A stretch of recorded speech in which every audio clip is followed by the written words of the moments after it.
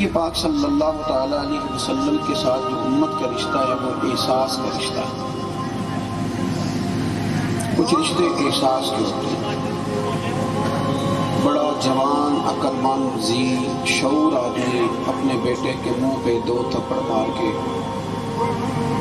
اس نے بہت بڑی غلطی کی لیکن اس کے منہ پہ 2 تھپڑ مارے اور خود اس نے رونا شروع کر دیا۔ حضور علیہ السلام کے ساتھ جو ہمارا رشتہ ہے نا وہ احساس کا ہے، اور قرآن پاک نے اس کو بیان کیا ہے۔ فرمایا النبی اولی بالمؤمنین من انفسہم، فرمایا یہ نبی مومنوں سے ان کی جانوں سے بھی زیادہ قریب ہے۔ ہر بات میں ہم کہتے ہیں میری جان نکل گئی، وہ میری جان پہ بن گئی، وہ میری جان پہ پڑ گئی۔ جان کتنی قریب ہے کوئی نہیں بتا سکتا، تو جو جان سے بھی زیادہ قریب ہے۔ مسئلہ ہوتا ہے کسی چیز کو محسوس کرنے کا۔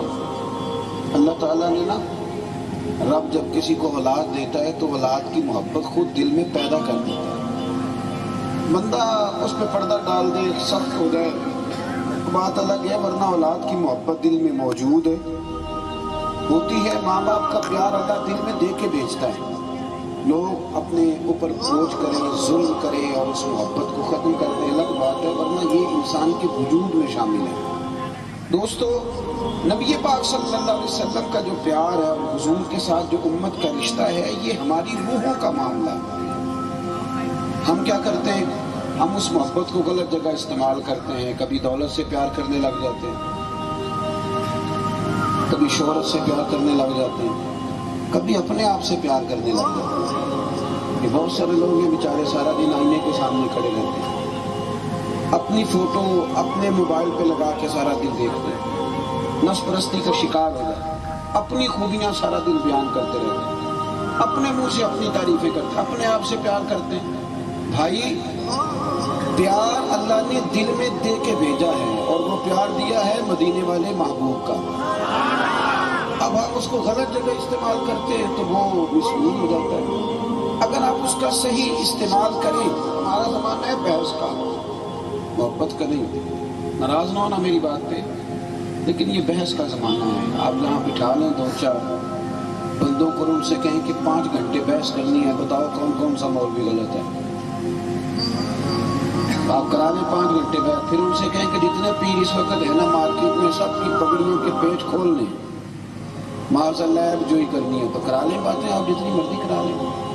اس کے بعد آپ کہیں سیاستدانوں کے پیچھے پڑ جاؤ تو کرا لو باتیں، لیکن انہی 2 آدمیوں کے ہاتھوں میں آپ تسبیح دیں، ان سے کہیں زیادہ نہیں، صرف 500 بار درود شریف پڑھو، یا نیند آ جاتی ہے یا کام یاد آ جاتا ہے۔ اور میرے بھائی، آپ بحث کرا لیں جتنی مرضی، کتنا زمانہ بیت گیا ہمیں سنتے ہوئے کہ ایک دفعہ درود شریف پڑھیں تو 10 رحمتیں نازل ہوتی ہیں۔ میرے پاس رپورٹیں موجود ہیں، تجزیاتی رپورٹیں، چلے کنفرم نہیں، لیکن جو ادارے رپورٹیں بیان کرتے ہیں تو پتہ چل جاتا ہے کتنے لوگ ہیں جو ہم مصلوں پہ بیٹھتے ہیں، کون سی مسجد ہے جو نماز کے بعد کتنی دیر کے بعد بند ہو جاتی ہے۔ پہلے کبھی گھروں کے اندر سے تلاوت کی آوازیں آتی تھیں۔ حضرت فضیل بن عیاض جیسے صوفی کہتے ہیں کہ میں جس بندے کی تلاوت سن کے توبہ کر کے ہوں، میں نے اس کا چہرہ نہیں دیکھا، وہ تو اپنے گھر کے اندر بیٹھ کے قرآن پڑھ رہا تھا۔ میری بات کو سمجھے، ہمارا وہ جو ذائقہ تھا نا، وہ جو ذوق تھا، وہ جو توانائی تھی ہماری، جو ہمارا احساس کا رشتہ تھا دین کے ساتھ، ہم نے بحث کی نظر کر دی ہے۔ اور ہمارے بہت سارے نوجوان بیچارے الجھ گئے ہیں، وہ کہتے ہیں ابھی تو میں نے فیصلہ ہی نہیں کیا کہ صحیح کون ہے، کیونکہ بحث ہی بڑی ہوتی ہے، اہل حق میں بڑی بحث ہوتی ہے، چھوٹی چھوٹی باتوں میں بہت سارے لوگ الجھ جاتے ہیں۔ اور مجھے اور آپ کو بھی بڑا ہی شوق ہو گیا ہے میرے دوست، دین ہماری تسلی کراتا ہے، دین ہماری، لیکن شرط یہ ہے کہ ہم سیکھنے کے لیے دین سیکھیں۔ اگر بحث کے لیے سیکھیں گے پھر کبھی تسلی، ہم سیکھنے کے لیے نہیں سیکھتے، بحث کرتے ہیں، الجھے رہتے ہیں، مزہ لینے والے اپنا مزہ لے کے چلے بھی جاتے ہیں۔ وہ جنہوں نے سرکار سے پیار کرنا تھا ملا جامی کی طرح، وہ دور بیٹھ کے بھی حضوری کے مزے لے کے چلے گئے، وہ ملا رومی کی طرح وہ درد سوز کیفیت کر کے چلے بھی گئے۔ ہماری ابھی بحث ہی نہیں ختم ہوئی۔ 1 محرم سے 10 محرم تک بحث ہوتی ہے، امام حسین کی نیاز پکانی چاہیے کہ نہیں، پھر 1 ربیع الاول سے 29 रबीउल अव्वल तक बहस होती है झंडियाँ लगानी चाहिए कि नहीं, मिलाद करना चाहिए। और जिसकी 7 नस्लें एक ही घर में मिलाद की महफिल सजा रही है ना 7 नस्लों से, वो भी हर साल पूछता है वैसे हज़रत साहब जायज़ है? मैं कह तू ही नहीं मनिया साढ़े को सारी उम्र, आगे किधर जाना भाई? बस करें, कितनी को बहस करें, अमल करें, प्यार करें। अकल के घोड़े दौड़ाने वाले लोग बड़े रास्ते में रह गए। ओ यारो, अल्लामा इकबाल बड़े मंतकी थे, फलसफी थे, लेकिन आखिरी उम्र में रोया करते थे। खिर्द अकल को कहते हैं, फरमाते थे खिर्द की गुत्थियां सुलझा चुका हूँ, या रब मुझे साहिबे जुनू कर दे। अल्लाह मैंने अकल की सारी गुत्थियां सुलझा दी, अब मैं मजनू बन के जीना चाहता हूँ, मुझे अपने रसूलुल्लाह का दीवाना बना। या अल्लाह मेरे ऊपर मेहरबानी फरमा, मैंने बड़ी अकल दौड़ा दी, बड़ी। और इकबाल कहते हैं कि जो अकल होती है ना, अकल ये 10 मिनट 15 मिनट या 20 मिनट नहीं तनकीद करती, ये 24 घंटे तनकीद करती है। इकबाल कहने लगे अकल को तनकीद से फुर्सत नहीं, यानी 1 मिनट भी फारग बैठती अकल को तनकीद से। इस तरह कर इश्क पर ईमान की बुनियाद रख, इश्क पर ईमान की। भाई वो लुत्फ वाला माहौल कब आएगा? सारी जिंदगी में मुन्ना रूमी ने बड़ी शानदार बात कही है, बड़ी शानदार, ये नौजवानों के काम आएगी अगर याद रखेंगे तो। आरिफ रूमी फरमाया करते थे अल्लाह ताला ने ना लोगों को अकल दी थी इस्तेमाल करने के लिए, और लोग सारी जिंदगी अकल के हाथों इस्तेमाल होते रहे। अल्लाह ने अकल दी थी और सारी जिंदगी अकल के हाथों बहस होती रही, उलझे रहे। कमाल होगी मेरे दोस्तों, कलमा पढ़ने से पहले खुल के सोचना चाहिए, लेकिन जब महबूब का कलमा पढ़ लिया ना, अब सोचने का टाइम खत्म है। कलमा पढ़ने वाले सोचा नहीं करते, वो हुक्म पर अमल किया करते।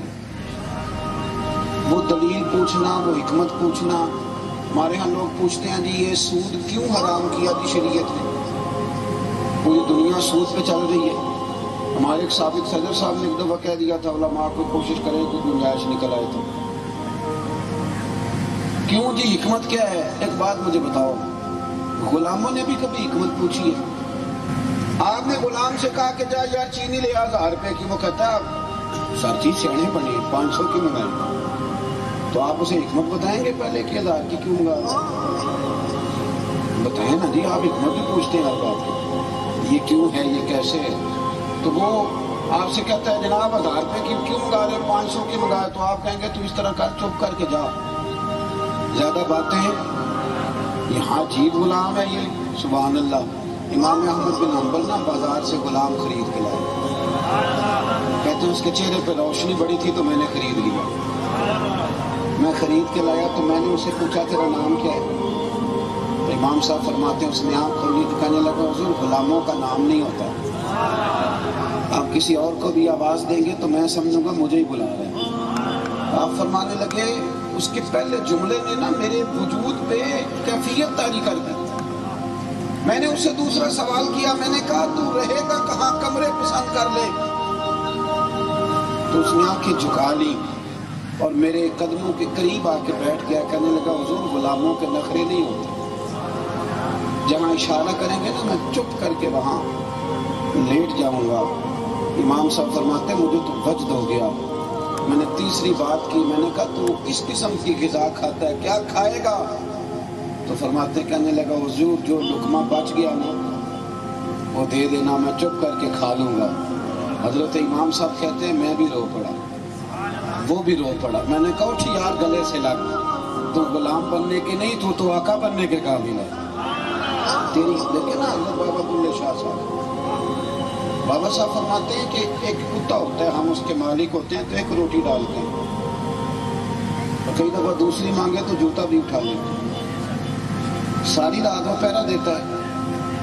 हम सोते हैं पंखे में, एसी में, और वो सुबह जाके सोता है किसी नाली में।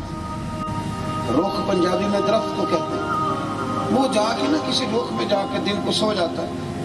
आप फरमाते तूने कभी सोचा नहीं जिसका तू मालिक है تو اپنی نعمت دیکھ اور اس کا کام دیکھ، اور جو تیرا مالک ہے تو اس کی نعمتیں دیکھ اور اپنے کرتوت دیکھ۔ فرمانے لگے راتی جاگے تے شیخ صدا میں، راتی جاگ دے کتے تیتھوں کتے رکھا سکھا کھا، دنے جا رکھاں وچ ستے تیتھوں کتے تے مالک دا در مول نہ چھڑ دے، پاویں مارو 100 جتے تو تیتھوں کتے ایک برکی دا قدر پچھانن، پاویں مالک ہوں من ستے تیتھوں کتے اٹھ بلیا چل یار منا لے نہیں تے بازو لے گئے نہیں کتے، اٹھ بلیا چل یار منا لے۔ ساری زندگی بحث میں گزرے گی۔ عراق اب کسی ملک کا نام نہیں، لیبیا اب کسی ملک کا نام نہیں، شام اب کسی ملک کا نام نہیں، یہ ملک نہیں رہے۔ کافر تھک گیا مسلمان کو مار مار کے، پر مسلمان ایک دوسرے کو مار مار کے نہیں تھکا، کافر تھک گیا۔ عراق میں جس گروہ کی جتنی اس کا قبضہ ہے اتنے حصے پہ وہ قابض ہے، جس علاقے میں جتنا کوئی پاورفل ہے اتنا وہ اس پہ، وہ باقاعدہ کوئی ملک نہیں۔ آپ عراق جائیں تو سامنے سے ایک شخص آتا ہے، شہزادہ لگتا ہے وہ آتے ہوئے، شہزادہ، لیکن جب وہ قریب آ کے ہاتھ پہ لا کے کہتا ہے نا میں نے کل کی روٹی نہیں کھائی، تو پھر کلیجہ منہ کو آتا ہے۔ یہ پتہ ہے عراق کون سا ملک ہے؟ یہ مولا علی شیر خدا کا ملک ہے، یہ امام علی مقام کا ملک ہے، اور کیا بتاؤں آپ کو، یہ غوث پاک جیلانی کا وطن ہے، اور کوئی ملک نہیں۔ کیوں بھلا؟ وہ اس لیے کہ عمل کب کرنا ہے، ہم تو اس طرف آتے ہی نہیں، ہم تو ان کیفیات سے دور ہو گئے جو ہماری اصل کیفیات تھی، ہمارا تو سرور ہی نہیں اب، ہمارا تو اس قوم سے تعلق ہے جس سے ہم ابھی تک نماز کا اور داڑھی کا وعدہ لے رہے ہیں، ابھی تک وہ جہاد کی بات اور وہ سوا عرب کافر کو مسلمان کرنے کی بات اور دنیا میں دین کا، وہ تو بڑی لمبی چوڑی باتیں ہیں نا، وہ پتہ نہیں ہم نے کب کرنی ہے۔ ابھی ہم جنازوں میں کھڑے ہو کے یہ اعلان کر رہے ہیں کہ میاں جنازہ کس کس کو آتا ہے۔ ہمارا تو اس قوم سے رشتہ ہے جو ابھی تک وضو نہیں سیکھ پائی، تو ہم نے تو اسے امام فخر الدین رازی کا فلسفہ سمجھانا تھا، ہم نے تو امام غزالی کا تصوف سمجھانا تھا، ہم نے تو غوث اعظم رضی اللہ تعالیٰ عنہ کی تعلیمات رشد و ہدایتیں نہیں۔ جس قوم سے ابھی تک ہم یہ موٹا موٹا وعدہ نہیں پورا کرا سکے، میں کبھی کبھی نا دکھ آتا ہے کہ یار میں اپنی قوم کے بچوں سے داڑھی نہیں رکھا سکا، اور سکھوں کا ہر بچہ داڑھی رکھے ہوئے، وہ جھوٹے کو مانتے ہیں پر پگڑی داڑھی نہیں چھوڑتے۔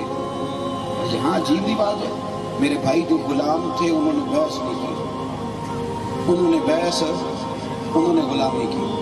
میں آپ کو بتاؤں ان کی عقل میں نہیں بھی نہ بات آئی، انہوں نے زیادہ سوال جواب نہیں کیے۔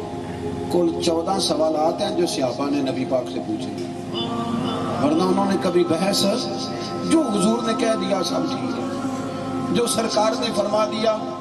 صحابہ میدان عرفات میں تھے، 9 ذی الحج کو حج ہوتا ہے، آج ہی 9 ذی الحج کو میدان عرفات میں زوال کے وقت سے لے کر مغرب تک عرفات میں رہتے، کل صحابہ وہاں تھے، اور 1,44,000 کے قریب کم و بیش۔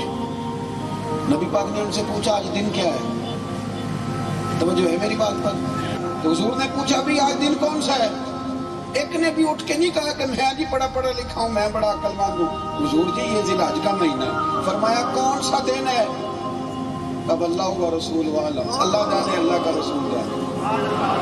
نبی پاک نے فرمایا تاریخ کیا ہے؟ کہا اللہ جانے اللہ کا رسول جانے۔ تو حضور علیہ السلام نے فرمایا کہ مہینہ کون سا ہے؟ اللہ جانے اور اللہ کا۔ بعد میں صحابہ بیٹھے تو ایک شخص نے کہا یار عجیب لوگ ہو، اتنے بڑے مجمع میں سے کسی کو نہیں پتا تھا دن کیا ہے، تاریخ کیا ہے، مہینہ کون سا ہے؟ کہنے لگے سب کو پتا تھا، اور ہمیں کیا ضرورت ہے بتانے کی، تھا ذی الحج، پر اگر حضور کہہ دیتے محرم ہے تو ہم نے محرم ہی بنا لینا تھی۔ 9 تاریخ پر اگر محبوب فرماتے نہیں 21 ہے تو ہم نے 21 ہے۔ میری بات کو سمجھو، ہم نے نہ کبھی قطرے پہ غور کیا اور نہ دریا دیکھا، بس جہاں تیری جھلک دیکھی وہیں ڈوب گئے۔